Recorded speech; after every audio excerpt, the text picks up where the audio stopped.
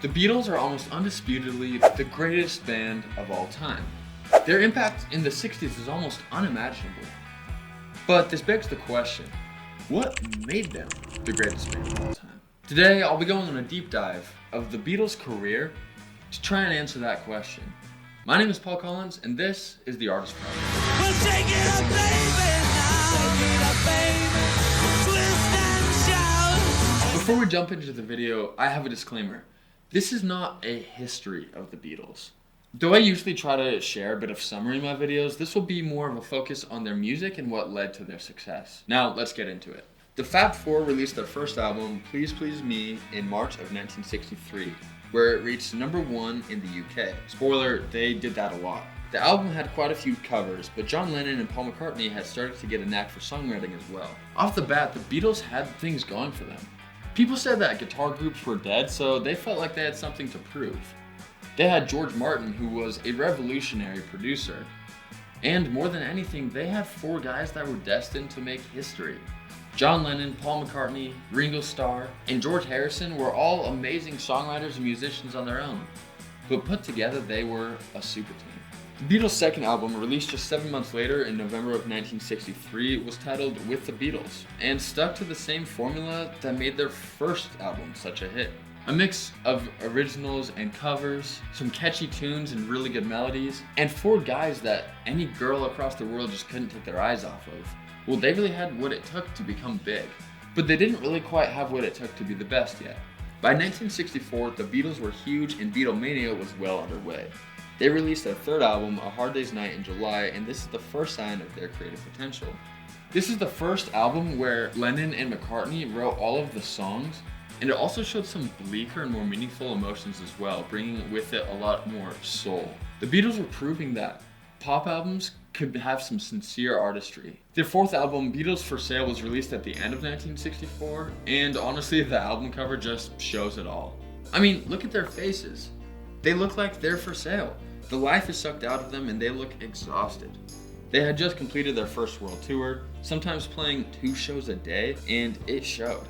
Songs like No Reply and I'm a Loser sum up how they were feeling. Musically, the sound had not changed much, but it was clear that they were unafraid to let their emotions shine through. The Beatles seemed a bit angry. 1965 came along and brought Help, the Beatles' 5th studio album, along with it. Drugs and alcohol had also become commonplace among the group as well. These substances and a bit of maturity were the perfect concoction for the Beatles to come out wearing their hearts on their sleeves. Help, the title song of the album, was a desperate cry for some more meaning in life. Whereas Yesterday was a bit of a longing for the past, back when things seemed a bit easier, maybe a bit more simple. Of course, this album, like every album, was making the Beatles only bigger. And each of the members' songwriting was evolving. But were they the greatest yet? Not quite. But they were on their way. To finish off the year, Rubber Soul perhaps marked the greatest turning point in the Beatles' musical career. The sounds they implemented and the songwriting both John and Paul brought to the table were outstanding. And what made it so unique was that the sound is consistent across the album, just like the previous 5 albums.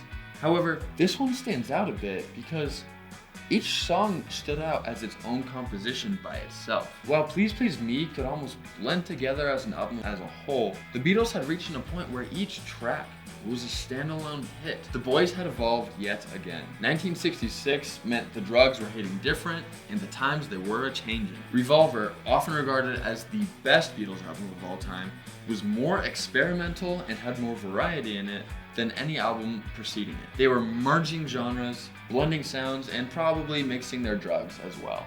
What came together was a psychedelic masterpiece that stands the test of time. 1967 meant Sgt. Pepper's Lonely Hearts Club Band, which is a terrific concept album, which highlights some of the band's biggest hits, but also some new sounds as well.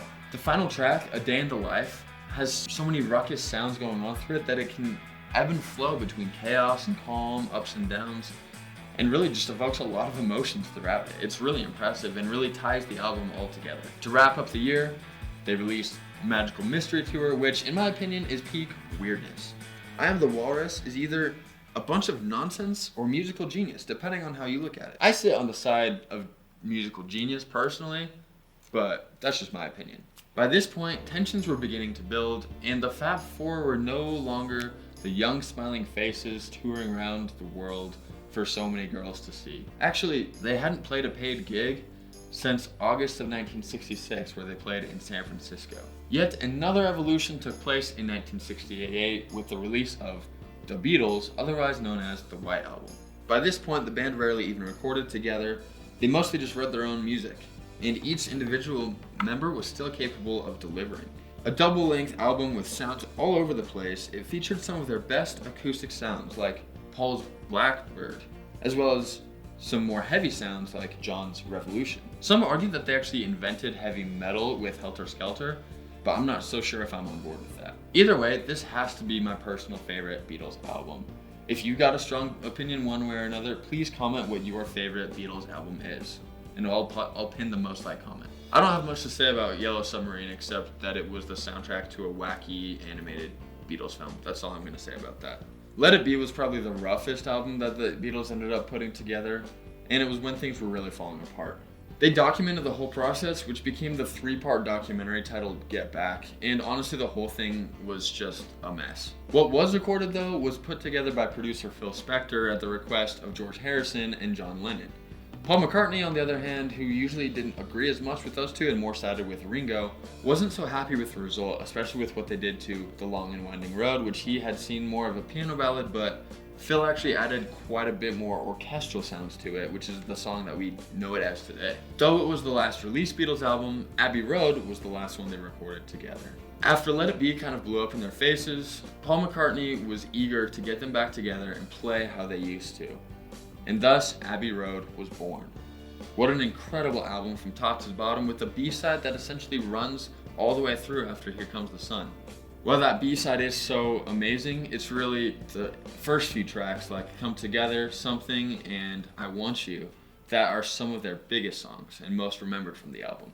Now, we've walked through the Beatles albums, the different sounds they had, and the different styles they used. So what made them the greatest? Was it the fan base, the concerts, the music?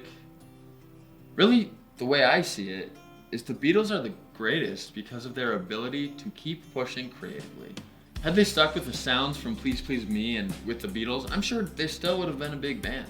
But most likely they would have played for a decade, fizzled out over time, and gone on with their lives. And we never would have known what else they had left in store. I think that we all have a lesson to learn from the Beatles. Sometimes it's tempting to stick with what we know and do what we know works. But if we can get ourselves to push ourselves creatively, there's a lot more to be discovered and a lot more to be learned. Could you imagine, no pun intended, but could you imagine if we'd been stuck with only those first few Beatles albums, or even some more albums that just imitated those sounds? No Rubber Soul, no Revolver, no White Album, no Abbey Road, no Sgt. Pepper's Lonely Hearts Club Band, none of it. I hope we all can take a lesson from the Beatles and continue to keep pushing ourselves, whether that's creatively or in other aspects of our lives. I'll see you next time, where I'll be talking about John Mayer and how he's actually the most mid singer-songwriter of the 21st century. Mostly kidding, but kind of not. Anyways, thanks for watching, like, and subscribe.